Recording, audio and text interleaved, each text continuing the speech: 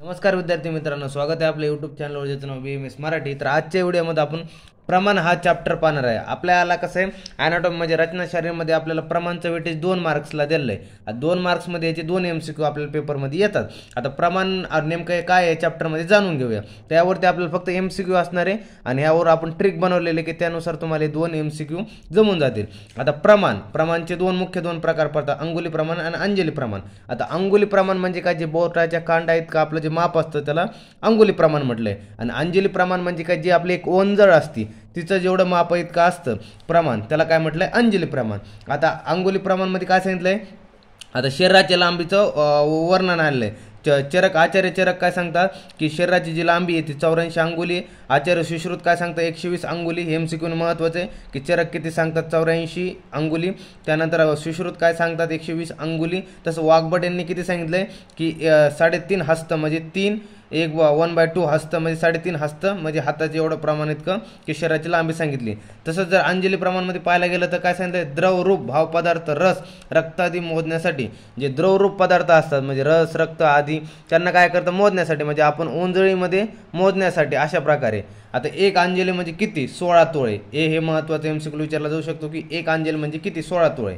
आता आपण ट्रिक बघणार आहात याची काय की आपल्याला हे फिक्स दरवर्षी एक MCQ यामध्ये असतो म्हणजे असतो। याची आपण ट्रिक बनवली की मज्जा किती, मज्जा मेद वसा मूत्र पित्त श्लेष्म म्हणजे कफ शकृत म्हणजे पुरुष, त्यानंतर काय अश्रुक म्हणजे रक्त रस आणि जल ह्याचं प्रमाण दिलंय। आता हे आपल्या पेपरमध्ये विचारलं जातं की मेदाचं किती प्रमाण आहे, वसा किती, काय नाही। त्याची ट्रिक काय बनवली आपली, मा मे व्ही मू पिकेश, त्यानंतर रक रस जल। आता एक एक बघूया। आता मा म्हणजे काय, मज्जा, मे म्हणजे मेद, मामे। आता हे दोन ध्यानात ठेवायचं, मामे। त्यानंतर विमू, आता विमू म्हणजे काय, वी म्हणजे वसा, मू म्हणजे मूत्र। त्यानंतर पिकेश, आता पिकेश हा 3 शब्द आपण देणार, पिकेश। आता पी म्हणजे पित्त, के म्हणजे कफ म्हणजे श्लेष्म, शचं पिकेशचं शकृत म्हणजे पुरुष।